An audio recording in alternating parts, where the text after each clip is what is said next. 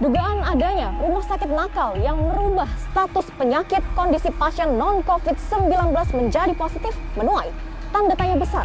Pertanyaannya, bagaimana mungkin hal ini dapat terjadi dan seperti apa pengolahan data di rumah sakit yang sebenarnya?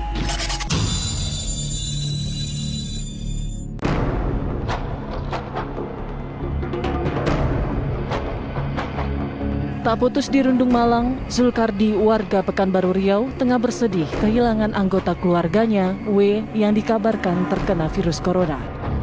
Namun Zul yakin bahwa almarhumah W meninggal karena penyakit yang lain, bukan karena COVID-19.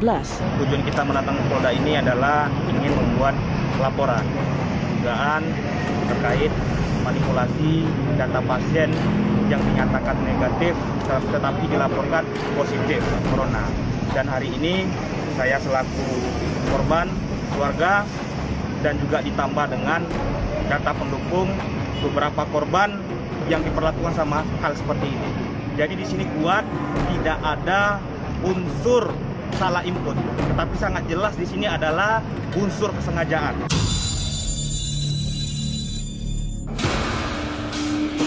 Yang mengejutkan, Zulkardi pun menyebut ada sejumlah korban salah input data pasien meninggal COVID yang ada di Pekanbaru Riau.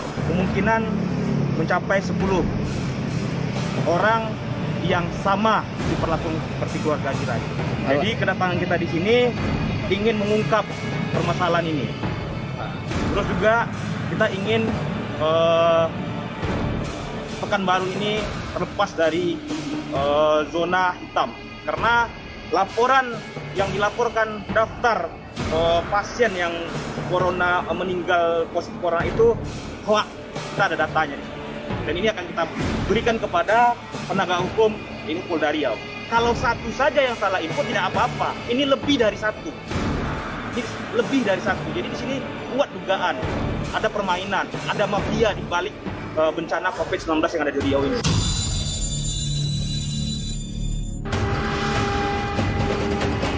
Merespon langkah hukum yang dilakukan keluarga W, pemerintah Kota Pekanbaru Riau pun menyatakan siap menjalani proses hukum yang berjalan. Teguran lisan kepada semua, ya kan, jajaran pemerintah kota, ya kan, termasuk juga di tim Satgas yang menangani COVID. Tentu kita lebih cermat dan lebih hati-hati lagi di dalam memberikan pelayanan, apalagi dalam mencatat pencatatan data-data. Maka dicermati pendataan yang datanya sampai ke kita. Koordinasi antara pencatatan dan informasi ini kita harapkan tentunya kepada tim Satgas yang membidangi tentang pencatatan laporan-laporan COVID ini supaya bekerja lebih teliti lagi, sehingga tidak terjadi miskomunikasi sebagaimana yang terjadi di dalam peristiwa yang. Sementara kita sudah lakukan adalah pemeriksaan saksi lapor, kemudian kita dalam melengkapi, kemudian rencana kita akan memanggil beberapa saksi, keluarga korban, mungkin yang kemarin mengambil data swab itu, kemudian juga nanti dari pihak terkait akan kita berketerangan.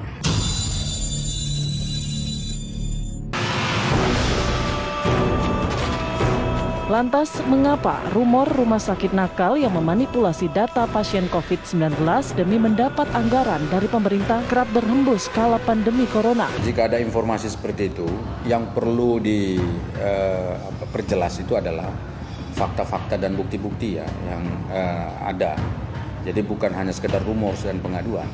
Kita juga mendapat laporan seperti itu.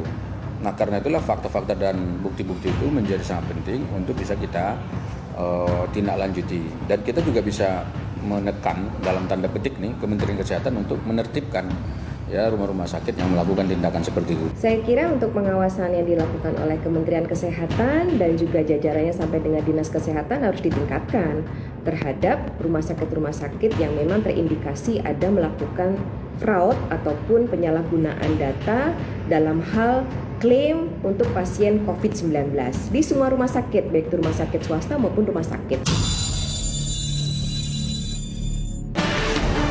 Benarkah dugaan kelalaian yang dilakukan pihak rumah sakit adalah bentuk kesengajaan? Mengingat dengan klaim pasien positif COVID-19, rumah sakit bisa mendapat anggaran 90 juta rupiah. Mari kita sama-sama gitu ya, kita sama-sama untuk menelaah apakah kasus itu adalah masalah kasus yang sebenarnya atau kasus yang perlu dikonfirmasi. Nah, kita sebetulnya membuka diri loh. Kalau misalnya ada masyarakat yang merasa bahwa, aduh saya di-COVID-kan. Saya menduga sih satu ya, paling sering adalah masalah komunikasi.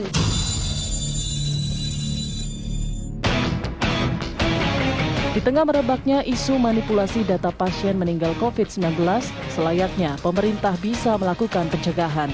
Karena tak seyogyanya ada pihak yang mendulang rupiah kala semua elemen berjuang menghadapi wabah.